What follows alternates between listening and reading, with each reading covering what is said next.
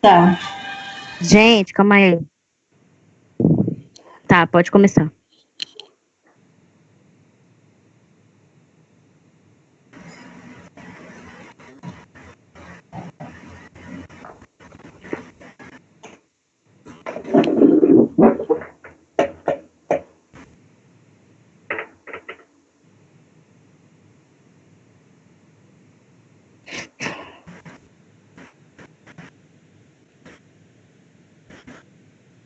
Bom, oi gente, estamos começando aqui a nossa live do Juntas. Esperar as pessoas irem entrando. E vamos começar. Essa live é parte de uma campanha do Juntas sobre... Ok, vou esperar.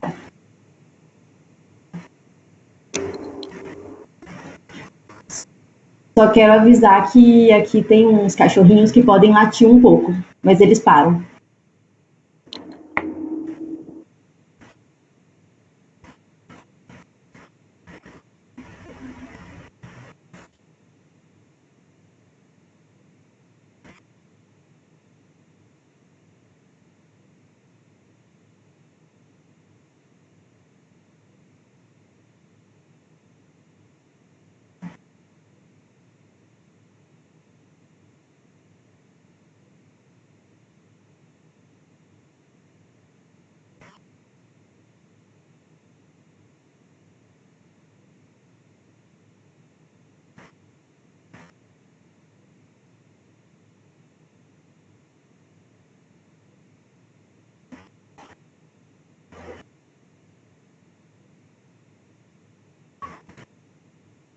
Gente, segura um pouquinho aí.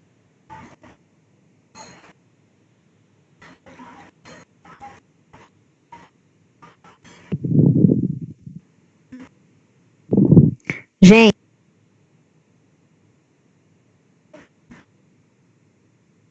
Oi, gente! Quem está chegando aí na nossa live, eu sou a Vanessa, sou do coletivo Juntas, em Minas Gerais.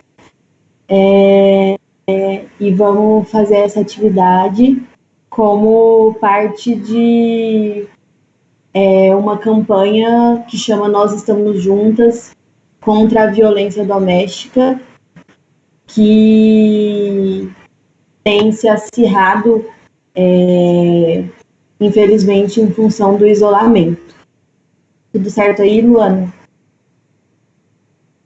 Ok. Então, essa live é parte dessa campanha do coletivo Juntas. A gente vive uma conjuntura muito difícil, muito nova, de crise sanitária, em que as pessoas têm que ficar isoladas. E no mundo inteiro, e no Brasil também, isso tem significado muitas dificuldades para a mulher, inclusive a questão da violência doméstica, que sempre foi real, mas que com mais isolamento, com mais tempo ficando em casa com o marido, ou o irmão, ou qualquer homem, significa um aumento desse risco. Então, nós estamos fazendo essa live para fazer esse debate, como parte dessa campanha que chama Nós Estamos Juntas, e também para combater uma das mentiras que o Bolsonaro tem falado, que é que ele usa, né, o argumento da violência doméstica como motivo para anunciar que as pessoas deveriam parar o isolamento, né, o que é um risco e uma deturpação muito grande, porque a gente sabe que o real motivo da violência doméstica é o patriarcado, a existência desse sistema que oprime a mulher. Então, nós estamos fazendo, como Juntas, em todos os estados do Brasil, um mapeamento de ONGs, serviços públicos, profissionais, delegacias que façam assistência à mulher para que, nessa situação de isolamento, as mulheres não tenham também, que elas tenham como buscar e como ser acolhidas contra a violência psicológica, violência física, sexual, enfim. Então, depois dessa apresentação da nossa live, eu vou passar para as nossas convidadas dessa live, que vão ter 10 minutos para falar, 3 mulheres maravilhosas. A Patrícia Félix, que é advogada e conselheira tutelar no Rio de Janeiro. Depois a Luana Alves, que é psicóloga em São Paulo e do Emancipa, Cursinho Popular. E a Tatiane Novaes, que é advogada no DF. Daí, já passo, então, para a Paty falar, 10 minutos. Tá, ok. Então, é um prazer estar aqui com vocês, dividindo essa live, né? Boa tarde a todas e todos que estão assistindo. E o tema, quando a Adri me falou, foi muito pertinente, porque as últimas pesquisas mostram que a violência contra a mulher aumentou 55%, né? E o quanto preocupa. E aí eu vou falar um pouquinho do meu lugar de mulher nascida e criada dentro de uma favela, né? O que ocorre?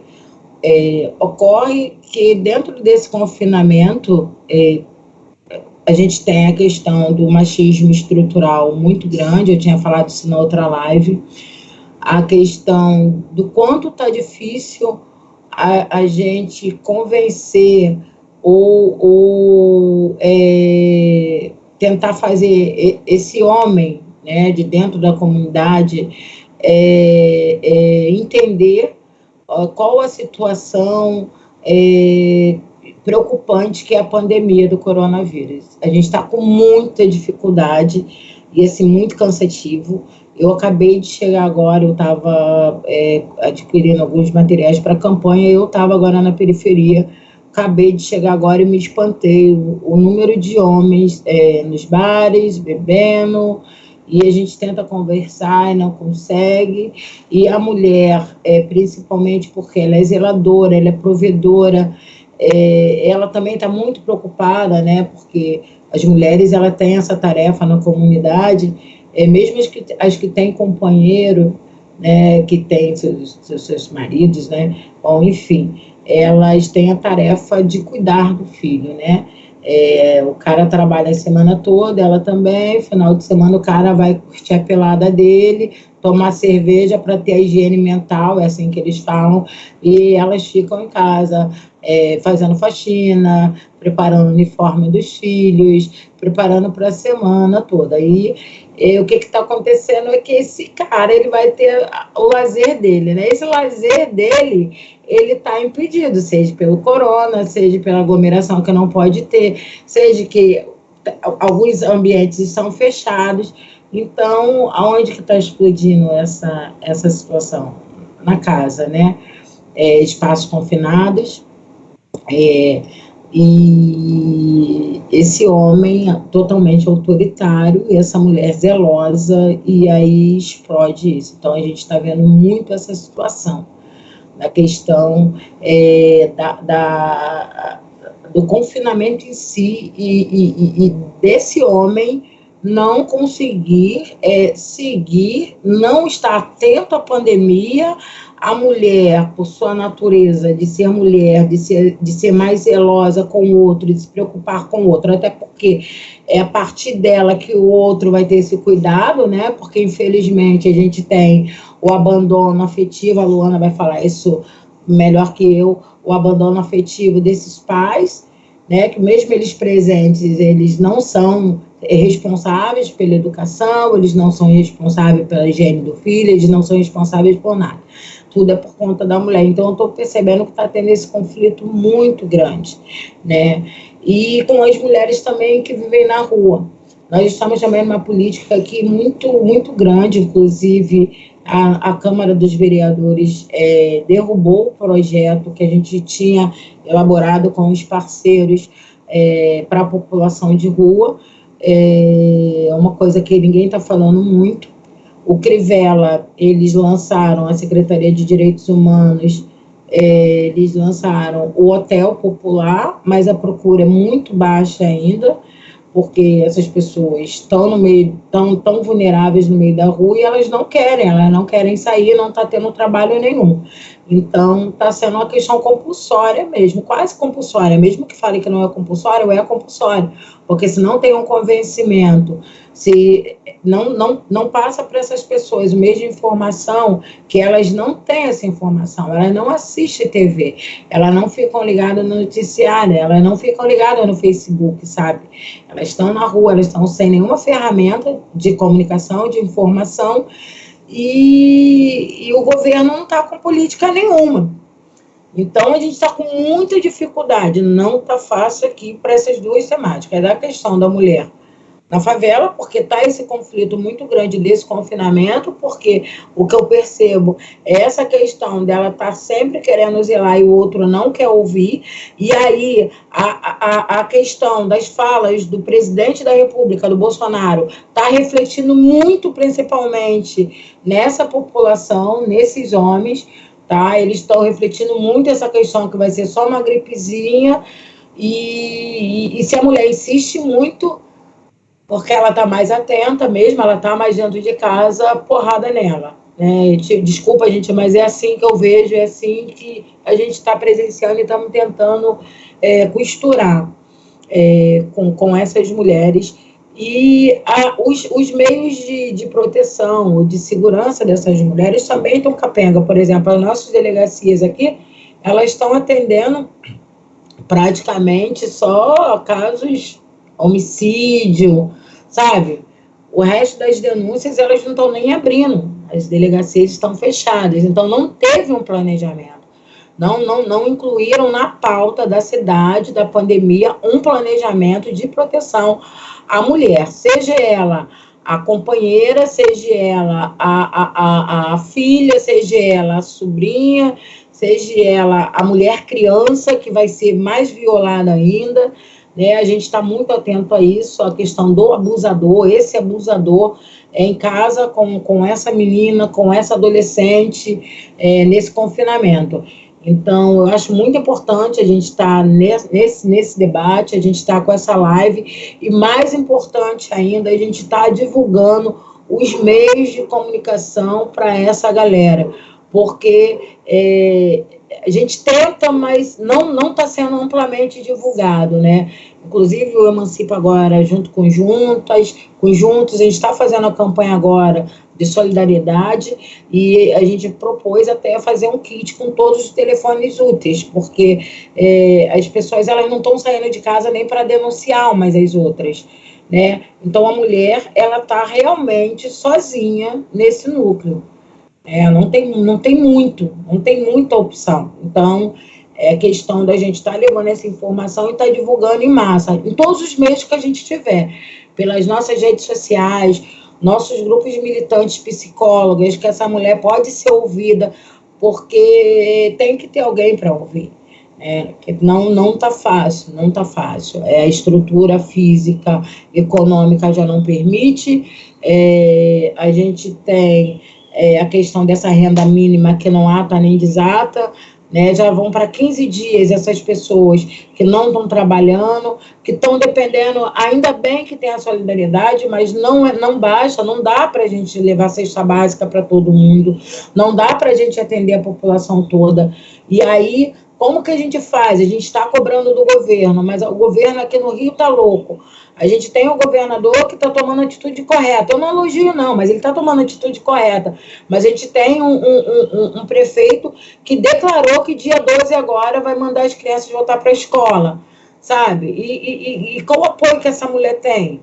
Nenhum, sabe? Então, é questão da gente estar divulgando mesmo e estar dando esse apoio para essas manas, pelo menos com essas redes de solidariedade mesmo, e que elas possam ligar, que elas possam estar identificando, e que a gente faça isso massivamente. Eu acho que vai chegar nos 10 minutos, normalmente eu não atravesso muito, porque eu quero muito escutar vocês também, porque eu estou muito agoniada cada vez que eu estou indo nas comunidades e vendo como que as pessoas estão utilizando a informação errada desse genocida desse nosso presidente. Nós temos uma ministra da Mulher, da Família, que não está se manifestando em nada. Então, companheiras, vai restar para a gente. Porque o que o governo está funcionando com a pressão nossa. E a gente tem que pressionar por nós, por elas e por todas as mulheres. Estamos juntos aí. Obrigada. Ainda tinha um minutinho aí para abusar. Muito bom. Agora eu vou passar para Luana. 10 minutos também, tá? Oi, gente. Tudo bem? Vocês me escutam? Boa tarde a todas. Boa tarde a todas que estão assistindo. Boa tarde, Patrícia, minha companheira de movimento social. Você também constrói Emancipa, assim como eu. Emancipa é um movimento social de educação popular, são vários cursinhos. Também sou do Juntas, coletivo feminista. E eu acho que eu consigo pensar alguns aportes para a nossa discussão aqui. Eu tenho visto bastante gente colocando, principalmente na área da saúde mental, né, que é com psicólogos, pessoas que atendem, pessoas da saúde. Existe uma visão bastante otimista que pensa que a questão do corona, a questão de como a vida está se reorganizando, né, de como as pessoas estão tendo que ou trabalhar de casa, ou estender a mão para o próximo, ou olhar para o seu vizinho que está precisando, ou olhar para alguém que, enfim, está próximo de você que você precisa ajudar, que isso tudo estaria causando uma mudança nas formas de pensar a vida, né, que isso estaria causando uma certa reorganização mesmo dos afetos, do social, enfim. E eu acho que é uma visão otimista, mas que eu acho que ignora uma coisa fundamental, né, que as velhas estruturas, elas não mudam de uma crise para outra, né, as estruturas como o racismo, como o machismo, como o patriarcado, elas não vão mudar simplesmente numa crise, pelo contrário. As velhas estruturas que geram violências, elas se agudizam, né? Elas pioram no momento de crise. Então, o patriarcado que organiza as nossas relações, que é aquele sistema que diz que a vida do homem vale mais, que o homem não é responsável pelo cuidado, não é responsável pelo doméstico, isso piora, né? E eu achei interessante que a Patrícia colocou aqui pra gente sobre a coisa da mulher e do papel do cuidado, que eu acho que isso é central. A gente fala de violência e a gente pensa muito no dado concreto, né, que os dados, o índice de violência contra a mulher aumenta na quarentena, isso é real. Isso absolutamente já em todos os países está acontecendo. Mas existe aquele tipo de violência, que é a violência mesmo da mulher ser a única colocada no papel de cuidar. Que no momento de crise isso piora. Né? Isso piora, mesmo as mulheres que não estão sofrendo violência física, o momento, o que acontece é que as mulheres, elas piora a qualidade de vida, porque é mais carregada do cuidado, né? Na psicologia a gente não pensa só o interno das pessoas, a gente pensa como a gente é determinado pela nossa sociabilidade, pela maneira como a gente é socializada, né? Então, quando a gente fala de socialização da mulher, é importante trazer um conceito aqui que todas as mulheres sabem disso, esse conceito do trabalho reprodutivo. Não, a gente fala, mas qualquer mulher sabe, mas é sempre importante a gente voltar para ele, né? Que é o conceito que a população trabalhadora, a classe trabalhadora, existe trabalho produtivo, né, que é o trabalho que a gente faz fora de casa, que hoje está, de certa forma, ameaçado pela crise do coronavírus, que é o trabalho em serviço, é um trabalho que você tem o seu patrão fora de casa, né, que gera, teoricamente, a riqueza. E existe o trabalho reprodutivo, que é o trabalho de manter essa estrutura toda, né, que é o trabalho doméstico, que é o trabalho de criar crianças, que é o trabalho de cuidar do lazer do marido, que é o trabalho de cuidar dos idosos, que é aqueles que não são mais produtivos para o sistema. Os que não são mais produtivos, ou que são ainda não produtivos, que são as crianças e os idosos, estão sempre cuidados pela mulher, né? Então, isso é uma coisa social. Então, a mulher tem, além do trabalho produtivo, que é de trabalhar fora, a mulher também tem o trabalho reprodutivo. Então, a gente é treinada, a gente é socializada a naturalizar isso. Achar normal, por exemplo, que pensando, sei lá, até num cenário bom, num cenário que um casal, um homem e uma mulher, consigam ficar em casa durante a quarentena. O que já é uma coisa difícil, né? Mas até pensando nesse cenário, a ideologia do trabalho reprodutivo faz com que, com as crianças em casa, a mulher tenha, além de trabalhar dentro de casa, trabalhe para as crianças. Então, o homem que trabalha dentro de casa não vai ficar pensando na hora da criança comer, na hora da criança tomar banho, na hora da criança ter lazer.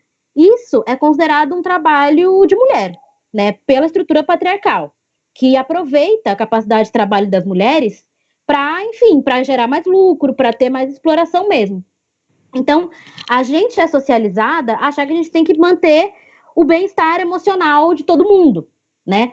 Então, a gente fica preocupada com quem está se sentindo angustiado, fica preocupada. E eu acho que é correto a gente ter uma preocupação com o outro, mas é muito ruim que isso seja um trabalho só das mulheres, né? Essa questão do trabalho reprodutivo ser só nosso, a gente já viu isso acontecer antes em epidemias, né?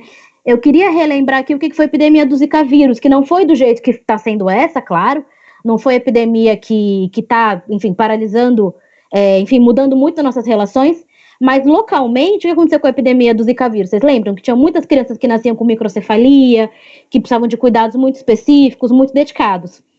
O que aconteceu nesses casos, conversando com os profissionais de saúde que atendiam esses casos, é que em 90% das situações a mulher ficava sozinha, né? As que não eram casadas, a família se afastava, ela tinha que cuidar sozinha daquela criança, e as que eram casadas quase sempre tinham divórcio, né? Em que a mulher tinha que ser a pessoa que ia arcar com o custo social daquela epidemia.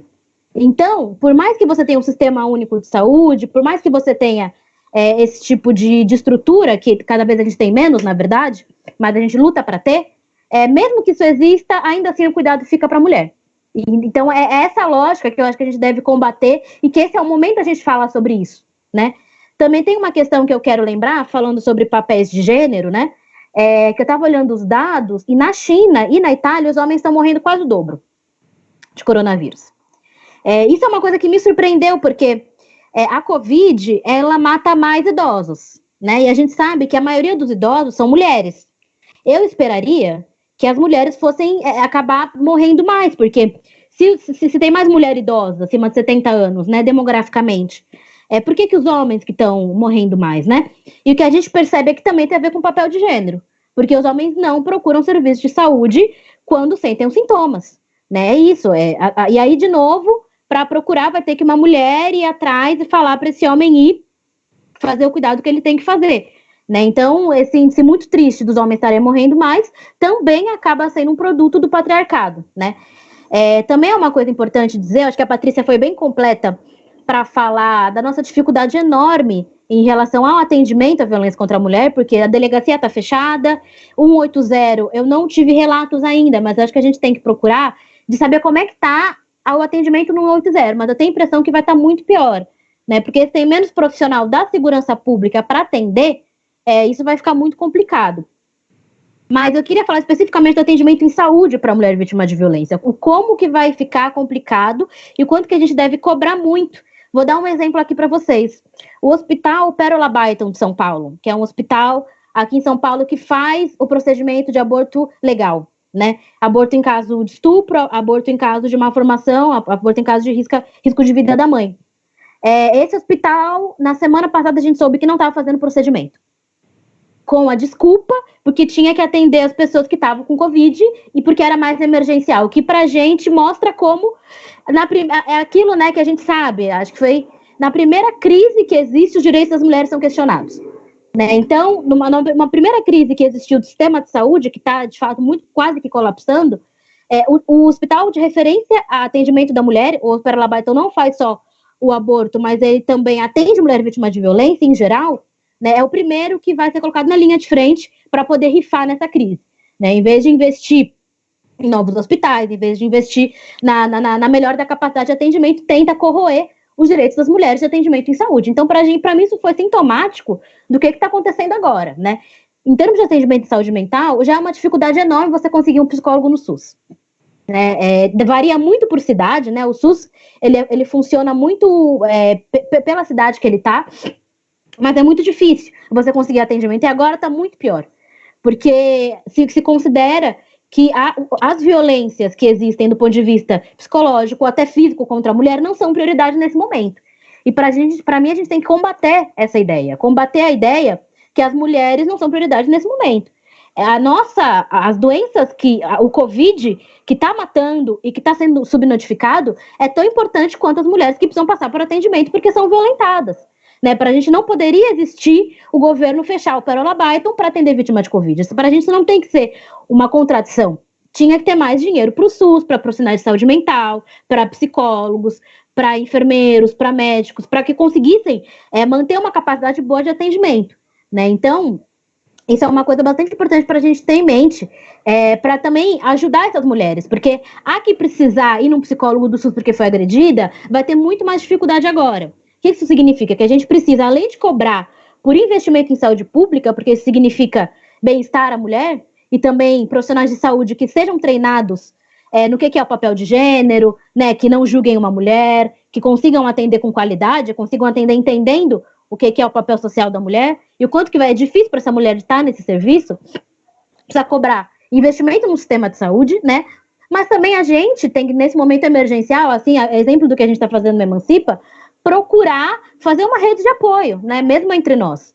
Por isso que a nossa iniciativa de mapear, por exemplo, eu estou vendo entre minhas amigas psicólogas, muitas oferecendo atendimento online, né, para mulheres vítimas de violência. É uma coisa que a gente tem que mapear, né? Lembrando, gente, que o Conselho Federal de Psicologia já regularizou atendimentos online. Então não é um problema, né? É uma coisa que dá para a gente fazer. Eu estou achando muito bom que a gente está entendendo a urgência da nossa pauta, né, e está oferecendo esse tipo de atendimento. Eu acho que a gente tem que mapear, tem que indicar, tem que ficar de olho, ligar, né? Nesse momento, várias mulheres estão a maioria tá muito preocupada porque é responsável pelo cuidado, pensa no homem que está fora de casa, pensa na criança que está fora da escola, pode sofrer violência em vários casos. Então, a gente, como mulher feminista, conseguir fazer essa rede de acolhimento, de defesa de direitos é super importante, né?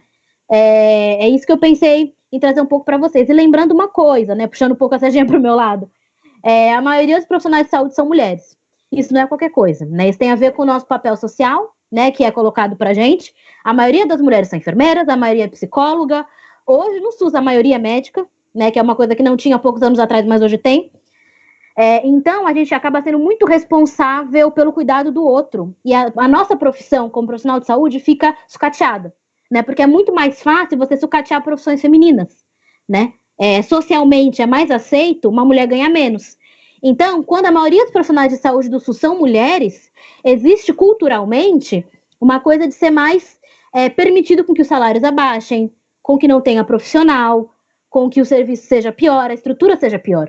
Técnica de saúde, agentes comunitários, você deve conhecer, Patrícia, várias agentes comunitárias. Você, como conselheira tutelar, deve ter suas aliadíssimas, né? Tudo mulher, né? Mulheres negras, mulheres da periferia, que ganham pouco, profissionais de saúde, que estão sem estrutura para atender as mulheres também vítimas de violência. Então, a gente tem que cobrar, não só fazer a nossa rede, né, entre nós, acho que meu tempo está acabando, não? Desculpa, só para finalizar. A gente procurar cobrar do serviço de saúde que não coloque as nossas pautas como uma coisa secundária, sem mais suspensão de atendimento às mulheres vítimas de violência, né? Para a gente, o Covid, a gente tem que combater, né? E também o custo social dessa pandemia, que é a própria violência contra a mulher. A gente não vai aceitar que mais um Pérola Baitão feche ou suspenda o atendimento, já voltou o atendimento, mas só de ter suspendido foi muito perigoso, abriu um precedente muito perigoso, né? E a gente também faz essa rede de apoio entre nós e mapear. É isso que eu vejo, esse papo aí que eu queria para colocar para vocês. Muito obrigada, Luana, por essa contribuição tão completa. Vou passar agora para a Tatiane, do Distrito Federal, para falar um pouco da questão jurídica nessa área. Olá, meninas, tudo bem? Boa tarde. Eu estou muito grata de estar aqui com vocês, estou aprendendo muito também com vocês. Bom, eu faço parte do Juntas da EF, sou advogada também militante, já atuei bastante também em comissão na própria OAB, né?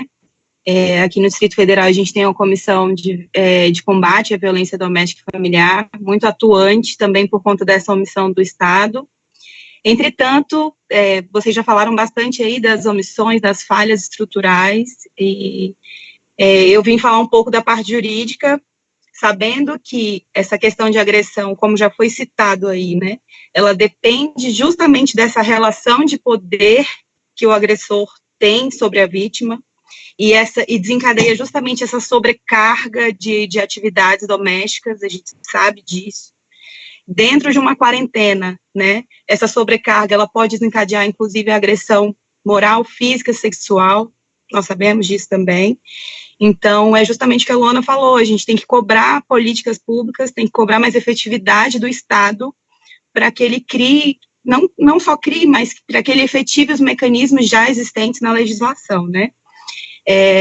Voltado mais para essa parte da Lei Maria da Penha, eu gostaria de falar, exemplificar mais ou menos quais são as violências que são cometidas e que provavelmente nesse momento de isolamento elas podem ser potencializadas, né? A violência doméstica, ela é caracterizada dentro da violação dos direitos humanos, a gente sabe disso, nosso país é signatário constitucionalmente de tratados internacionais e convenções que declaram a violência doméstica como violação de direitos humanos, né? Então, dentro da Lei Maria da Penha, o que a gente considera como violência, o que é considerado, pode ser classificado como uma violência, violência física, mas não só a violência física, né? A violência física é qualquer conduta que afete a integridade ou a saúde corporal daquela mulher, daquela menina, né? Mas temos também a violência psicológica, né? A violência psicológica, conduta que cause um dano emocional àquela mulher, àquela menina que está isolada ali, né? A gente sabe que o aumento é muito grande. Recentemente a gente viu aí a mídia publicando um aumento grande do início, a própria Secretaria Nacional de Direitos para as Mulheres, eles publicaram recentemente um dado que teve um aumento de 17% no mês de março, né? Do início de março para o final de março, a gente já teve um aumento de 17% no canal de denúncias, né? No Ligue 180. Então, chega a ser exorbitante, né? A gente que já vem ano passado, a gente já vem de um aumento constante de casos de denúncia de violência doméstica, e não só, né? Muitos casos de feminicídio também. Então, a violência psicológica, ela acontece, vai ter um crescimento muito grande, porque envolve a autoestima da mulher, envolve esse dano emocional, né? Qualquer conduta que perturbe o pleno desenvolvimento ou degradar a mulher, enfim. Tem a parte da violência sexual também, que é a conduta que constrange a mulher, participar, enfim, de qualquer relação sexual não desejada. E tem a questão da violência patrimonial, que é com qualquer conduta, né, que configure retenção, subtração, destruição parcial de bens, documentos, enfim. E tem a parte da violência moral, que pode ser classificada dentro da calúnia, difamação e injúria. Enfim, esses são os tipos de violência que estão dentro da Lei Maria da Penha. Obviamente que é um rol exemplificativo e a gente sabe que o direito não é uma ciência exata, ele pode abranger muito mais outras violências que podem acontecer, mas é importante que cada mulher tenha conhecimento que ela pode sofrer esse tipo de violência e que ela pode procurar um meio de denunciar isso, seja um meio que o Estado, um mecanismo que o próprio Estado forneça, né, que a gente sabe que tem um canal de denúncias, tanto voltado para denúncias de direitos humanos, quanto para violências domésticas e familiares, que é o caso do Ligue 180, mas também rede de apoio, né, que nesse momento é o mais importante. A gente vê uma omissão do Estado muito grande. Infelizmente, o nosso governo não se manifestou até o momento, né, estamos em quarentena já, se não me engano, acho que umas 3 semanas, mas o governo federal não traçou nenhuma estratégia e não passou nenhuma orientação para as instituições que combatem esse tipo de violência, né. Então, é muito grave a nossa situação, e aí eu queria falar um pouco de quais são os canais que as mulheres podem procurar. Aqui no Distrito Federal, a gente tem a Delegacia da Mulher, DEAN, como nos outros estados. Aqui está funcionando, claro, reduzido, mas está funcionando. Mas nesse momento de quarentena, eu acho que o mais importante mesmo é denunciar no canal 180 ou o próprio canal 100, que é o canal de violações, que é um pronto-socorro, né, para violações de direitos humanos. É um canal que funciona 24 horas, fim de semana, feriado, atende qualquer lugar, inclusive números de fora do Brasil. Então, eu acho que esse é o canal, nesse momento, que todos estão isolados, é o canal que a gente tem que divulgar mesmo, para que essas mulheres procurem ajuda, né? E também, com essa campanha do Juntas, eu acredito que a gente vai ter muita informação de canais de rede de apoio, de pessoas que possam ajudar. O importante é que a mulher não fique numa situação desamparada, que ela procure ajuda mesmo, e não só ela, né? Pessoas próximas, familiares, vizinhos, podem entrar em contato com esse canal de denúncias também, além deles fazerem o encaminhamento para as instituições, para os órgãos responsáveis, eles também dão orientações a respeito dos direitos dessas mulheres, né? Agora, da parte do processo, de como funciona o processo de violência doméstica, nesse momento, né, a mulher fez uma denúncia, entrou em contato, foi encaminhado para a autoridade policial. Se ela se vê numa situação de violência em que ela tem um risco iminente, ela está num risco iminente de alguma agressão física, alguma coisa nesse sentido, ela pode entrar em contato e a autoridade policial ela tem o dever de retirar aquele agressor imediatamente daquela residência, daquele local, né? A gente sabe que a autoridade policial tem esse dever, seja onde for, seja em qualquer lugar, seja na rua, seja no ambiente de domicílio.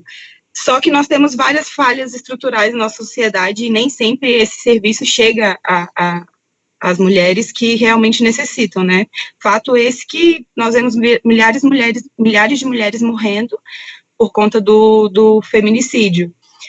Mas, feita a denúncia, tem que ser encaminhado para a autoridade policial encaminha isso para o judiciário, e o judiciário, em 48 horas, o juiz, ele tem que resolver, no caso, deferir uma medida protetiva de urgência para essa mulher. Essa medida protetiva de urgência é ela que vai afastar esse agressor de perto dela, ou que vai determinar medidas para que ela fique em segurança, seja encaminhá-la para uma casa-abrigo, seja encaminhá-la para uma rede de apoio, né? Eu queria falar um pouco também dessa questão da parte de abrigo, que é muito difícil, assim, tem várias mulheres que não podem voltar para casa, que sofrem violência dentro de casa, e o agressor não sai, e ela tem que ser retirada, muitas vezes no momento de desespero, ela acaba saindo, inclusive com seus filhos, e não tem para onde ir. A gente tem em 2013, pela presidente Dilma, né, foi criado um projeto que envolve a construção da Casa da Mulher Brasileira, né, que aqui em Brasília funcionou durante algum tempo, mas ficou sem funcionamento durante bastante tempo, acho que mais de um ano. Agora o governador começou a falar em retornar com esse tipo de serviço. Esse tipo de apoio, esse tipo de abrigo é extremamente importante para essas mulheres que estão nessa situação, e seria muito mais agora nesse momento de coronavírus, de isolamento, porque uma mulher que está num risco iminente de sofrer uma agressão física ou até de ser morta, ela poder ir para um abrigo, ser encaminhada para um abrigo, onde ela tem um apoio psicológico, onde ela tem um apoio psicossocial, é de extrema importância, né, fora a orientação jurídica, fora o apoio das autoridades policiais e etc.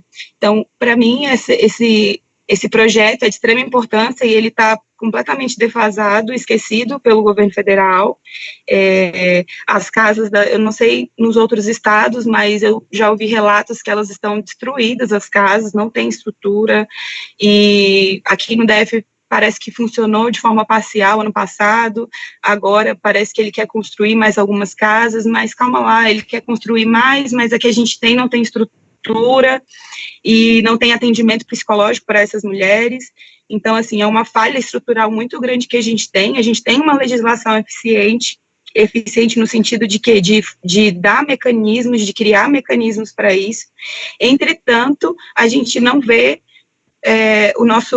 o Estado efetivar essas políticas, né? A gente não vê acontecer de fato. Então, a gente tem que correr atrás, tem que cobrar sim, né? A rede de apoio é muito importante, mas políticas públicas eficientes fazem a diferença na vida dessas mulheres, principalmente das mulheres pobres, principalmente das mulheres faveladas, das mulheres pretas, porque o serviço não chega até elas, o Estado não chega até elas. Então, a gente precisa fazer com que essas desses mecanismos, né?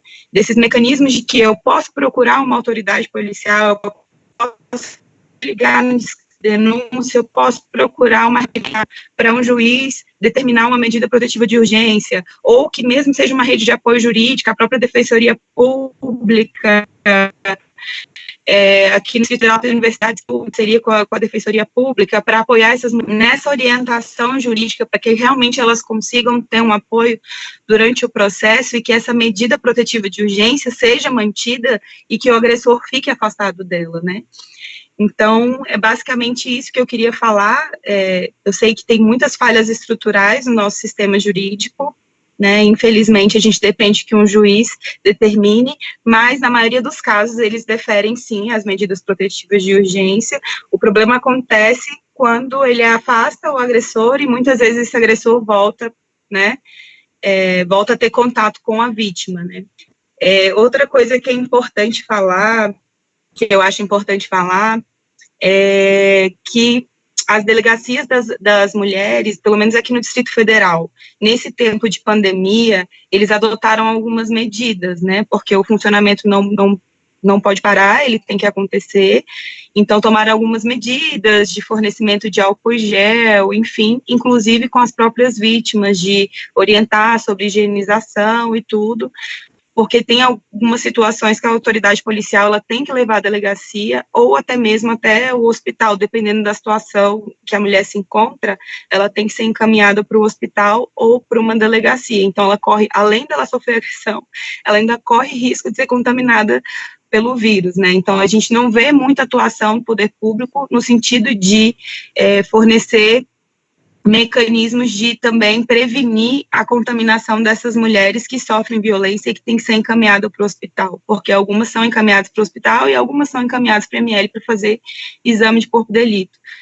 Eu não sei como é que está aí nos outros estados do Brasil, como é que funciona nesse sentido, mas é isso, meninas, eu acredito que essa campanha ela é de grande valor para que a informação chegue até essas mulheres, para que elas realmente denunciem, e outras pessoas que estejam próximas, que agora, além da gente bater panela na janela, meter a colher, sim, se manifestar, se escutar alguma coisa, se escutar alguma mulher em alguma situação que seja de violência ou mesmo de agressão, né, de discussão, da gente meter a colher, da gente denunciar, da gente ligar, que nós podemos também, e é isso, cuidar de nós, né, cuidar das nossas mulheres e das nossas meninas, porque a situação está bem crítica e a tendência é piorar. China, Estados Unidos, outros países já relataram um grande aumento de violência, e aqui no Brasil não vai ser diferente também. É isso. Acabou? Tem mais tempo? Acabou. Eu queria primeiro agradecer, eu acho que as convidadas fizeram um debate muito, muito bom, muito profundo, com muito conteúdo. Tem uma pergunta que apareceu, que eu peguei aqui no chat, eu não peguei outras, mas talvez vocês gostariam de responder, que é como intervir de forma prática nessa situação da violência, com a falência, com o que existe hoje da falência dos serviços públicos. É uma pergunta que teve aqui, e aí talvez vocês gostariam de comentar um pouquinho. Queria colocar talvez 5 minutos para cada uma que quiser comentar. Beleza? Aí, acho que pode ser na ordem contrária, talvez a Tati, a Luana e a Tati. Então, na prática, né, a gente tem que utilizar os mecanismos que a gente já tem. A própria Lei Maria da Penha foi um grande avanço para nós, né, e eu acredito que a gente tem que utilizar esses mecanismos, sim, como eu já falei, utilizar do serviço policial, né, utilizar do Estado, para que ele realmente defina essa medida protetiva para essa mulher, para que ele também apoie essa mulher, coloque ela em segurança. A gente sabe que efetivamente nem sempre é possível, mas muitas mulheres que conseguem denunciar, conseguem chegar a esse tipo de serviço do Estado. Então, acredito que hoje, atualmente, o que a gente pode fazer é isso.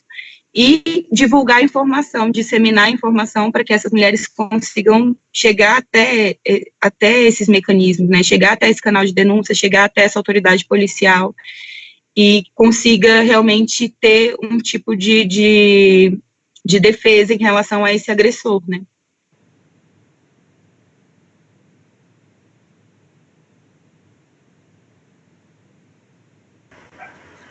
Pode ir, Luana.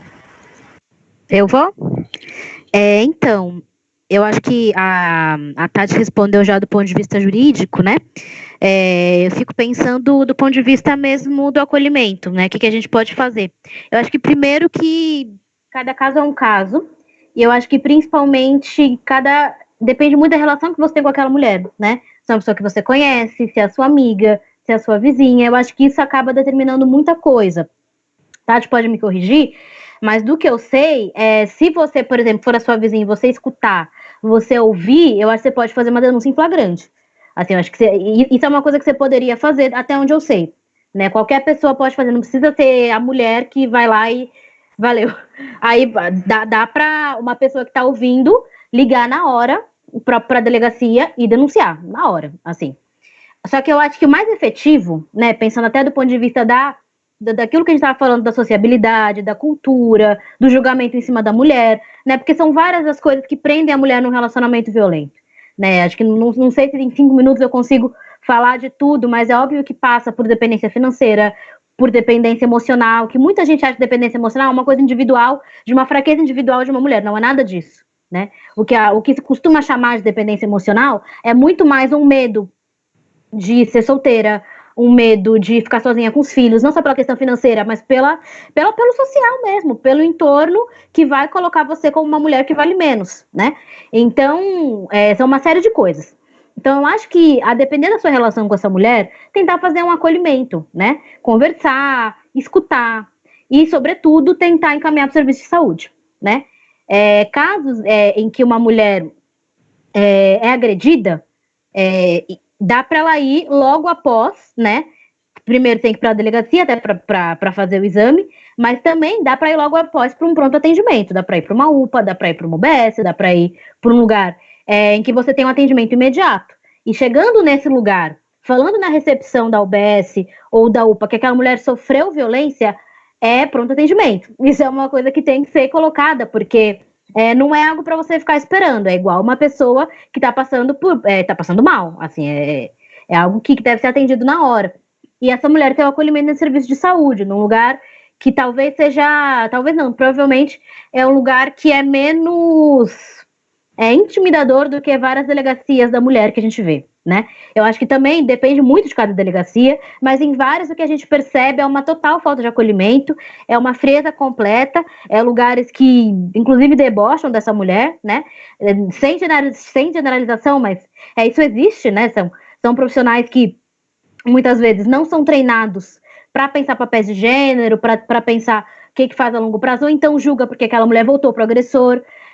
Esse tipo de piadinha até no serviço de saúde existe, né? Ela apanhou do marido, até mês que vem você volta. Isso eu já ouvi, né? E é uma coisa terrível, né? É uma total falta de empatia, é uma total falta de entender o porquê que faz uma mulher ficar naquela relação violenta, né? Ou então é gente que, enfim, não oferece ajuda, mas se sente no direito de julgar moralmente aquela mulher. Então, eu acho que procurar o serviço de saúde com o máximo de rapidez possível, né, uma coisa importante, cobrar o pronto atendimento em caso de violência e fazer esse acolhimento, né, encaminhá-la para alguém agora que está tendo várias redes de psicólogas que estão se prestando a fazer atendimento voluntário, procurar uma dessas redes. Aqui em São Paulo existe, né, na Casa das Mulheres, na Barra Funda, a gente tem uma rede dessa, né, que atende mulheres vítimas de violência de forma gratuita.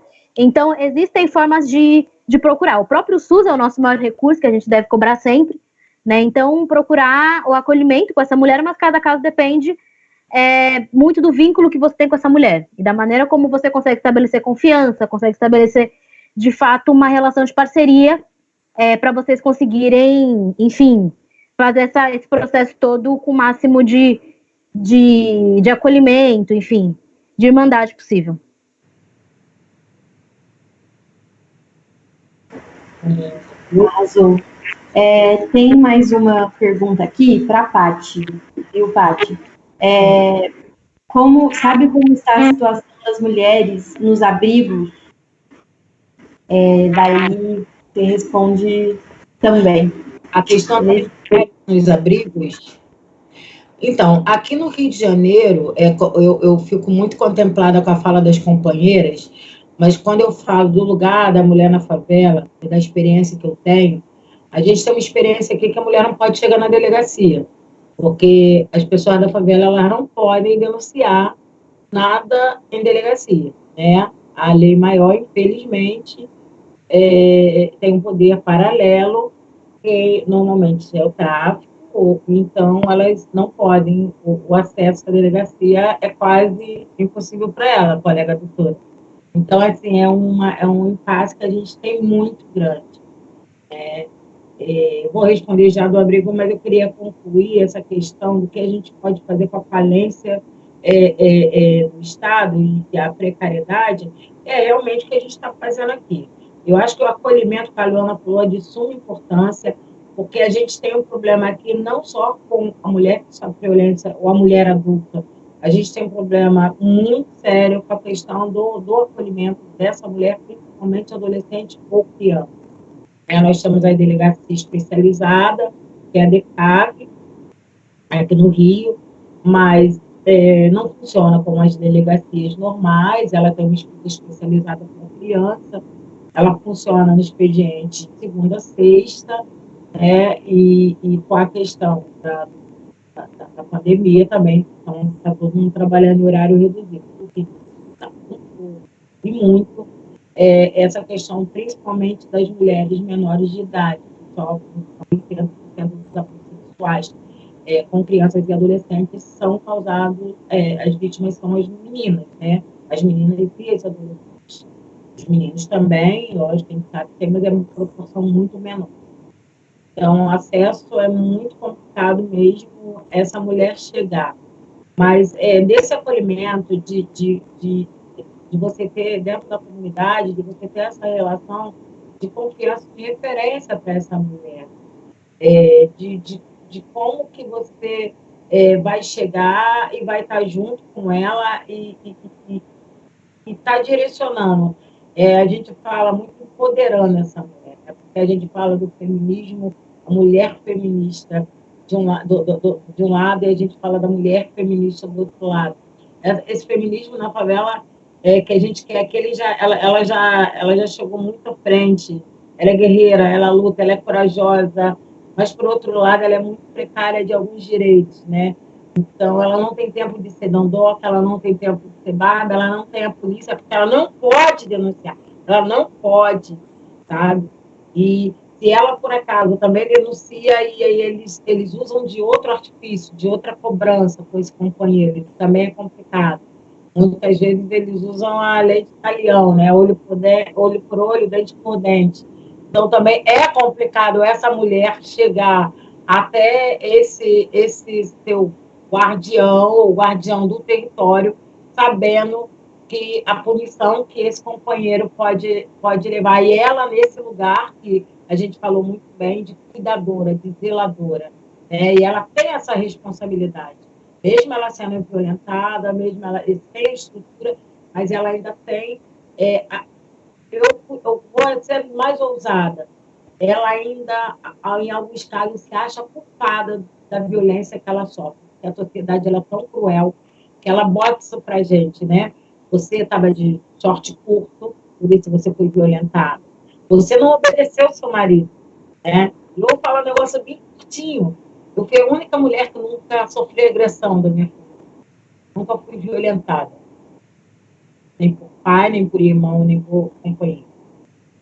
E eu estou no meu segundo casamento. Quando eu separei do meu primeiro, eu escutei das mulheres da minha família que não tinha motivo de eu separar, porque eu nunca tinha sofrido, nunca tinha apanhado.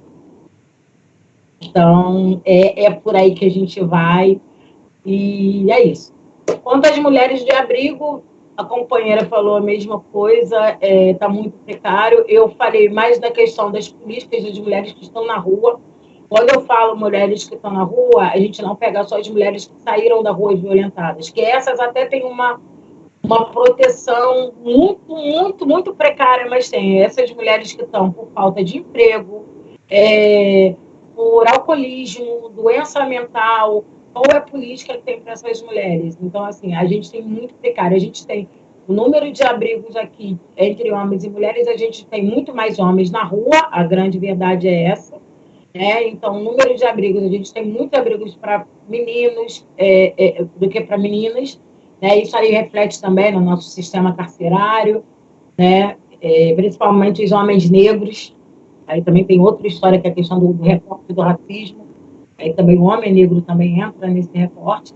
E a gente não está tendo política para essas mulheres, E é complicado. E as ruas, elas não são seguras, mas as ruas, quanto mais desertas elas são, mais perigosas elas se tornam, Então, as pessoas não estão na rua. E essa galera tá vulnerável, Essa mulher está mais vulnerável. Porque a violência sexual, principalmente, é uma coisa corriqueira e de praxe para essas mulheres que vivem na rua. Isso aí, eu acho que quem tem um pouco de experiência, de vivência, não precisa ler nenhum livro para a gente saber que se dentro das favelas, se dentro das famílias de classe média alta, elas são vulneráveis, na rua elas são muito mais. Sobre a questão da violência sexual e da agressão. Mas eu agradeço muito estar compartilhando essa ideia aqui com você.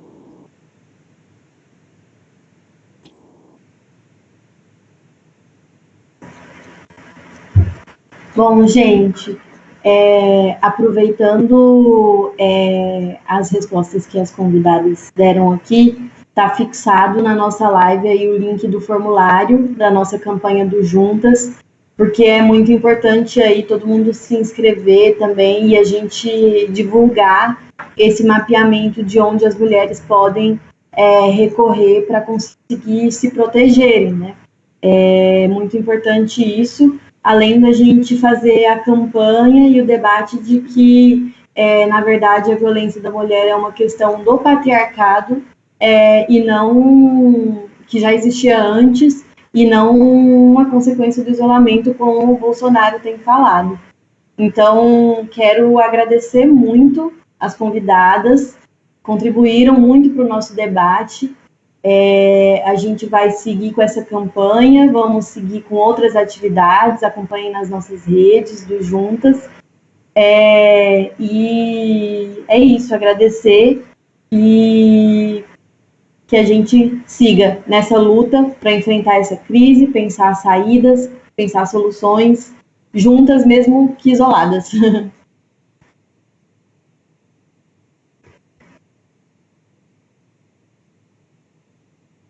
Obrigada, companheiras. Obrigada, estamos juntos na campanha.